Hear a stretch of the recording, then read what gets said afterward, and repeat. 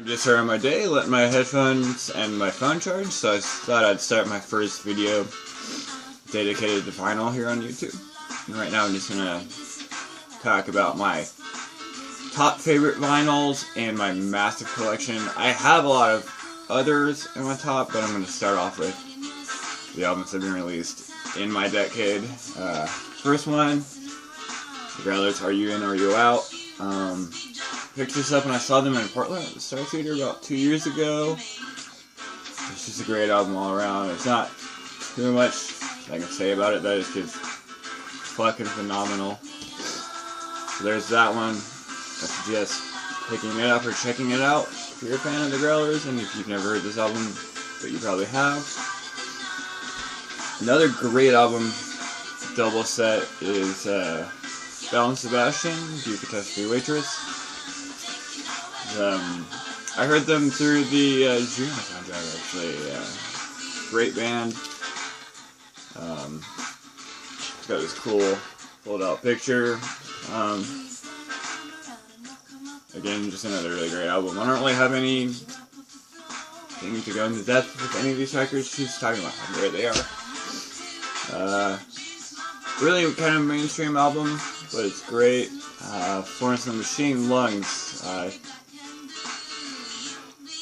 This is like a timeless classic.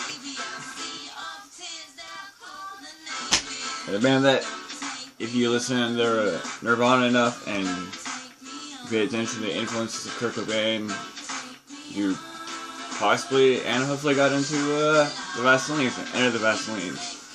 This is a great LP collection. It's got,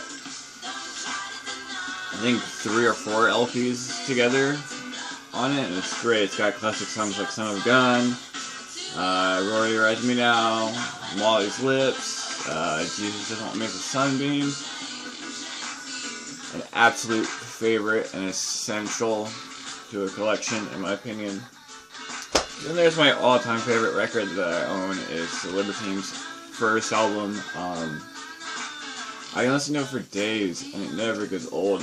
Everything Peter does is great, and Carl Barrett, however you say his name, is fucking phenomenal. Also, like, you know, Peter with Baby Shambles and Carl with Dirty Pretty Things, along with the drummer. All great bands. Everything they do musically is fantastic. And of course, another great album that I was on a search for a long time. Couldn't find it where I lived. I had to go to another city and find it. When I found it, I was stoked. Jay Retard, Blood Visions. This is one of the most groundbreaking albums, in my opinion, of the past 20 years since, I don't even know. And sad that he's passed away a couple years ago, but it's a great album. It's everything he's produced, from the Retards to Lost Sounds, and then Jay Retard was just fucking mind-blowing. And Peach Kelly Pop. Burger Records, everything on Burger Records is amazing. I love this album. I ordered this off Bandcamp from their band page, and she sent it to me directly in like a hand-addressed envelope thing, and it was great. Then there's the Arctic Monkeys, Favorite Worst Nightmare. Great album. Anyone that's heard it knows it's great. Again, not really much to say about this one.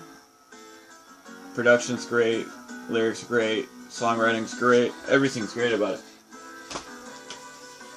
Regina Spektor, Begin to Hope. I love everything Regina Spektor's put out, but this is like my top favorite album of hers. So, again, not much to say about this one, it's great. And I promise in the future I will have more in-depth things to say about albums, but right now this is just starting out. Kaiser Chiefs, Off of Their Heads. Got this at a great price, got it for like $8. It's a great album. Another album I got that same day for a great price was The Future Heads, The Chaos. Both great UK bands. Both 2 of their best albums. Even though all their albums are fucking great. Then another band that I've actually got more than one of their albums. surprisingly, which I was really stoked to get these when I found them. I've got the Black Keys, their songs of Junior Kimbrough, which is great. They did his songs great. I'm a big, huge fan of his stuff anyways, so this was like an essential buy. Then El Camino, one of their most recent releases besides the newer album, which I forget the name of, but it's great. I'll remember the name of that. And then honestly, the best album I've heard of theirs, and that has topped everything in my mind of theirs, is Rubber Factory. It's like a 2004 release, I think. Let me check. Yeah, 2004 on Fat Possum Records, which was it's a great album. And if you haven't heard it, check it out, buy it, add it to your collection. If you don't, you're missing out. Then, of course, Vampire Weekend's first album. I heard this when it came out and fell in love with it, and I still love it to this day, and it's one of the best albums ever. And I'd like to point out, on my turntable right now, I've got Lily Allen Alright Still, which is definitely more poppy, but it's a great album, and I'm stoked to have gotten that. I got that through a site on eBay, I forget the store name, but they had it, and I was stoked. Then another great album from the early O's, Von Bondi's Pawn Shop Heart. It's just an amazing indie rock band. Everything I've heard of theirs after this album has been great. Definitely a band that sounds like they don't compromise their sound. So they're great. Sadly, their popularity did not last very long. And this was awesome, because this came out when I was in high school. Early days of high school, I guess. I don't know, maybe sophomore, freshman year. I just picked up the Postal Service Give Up 10-year anniversary album. This is great. This is just a great set to own. It's got 3 vinyls. It's got some kick-ass artwork in it. Just kick-ass. And a booklet which fell out. It's a 3-record set. Record 1 is the actual album itself.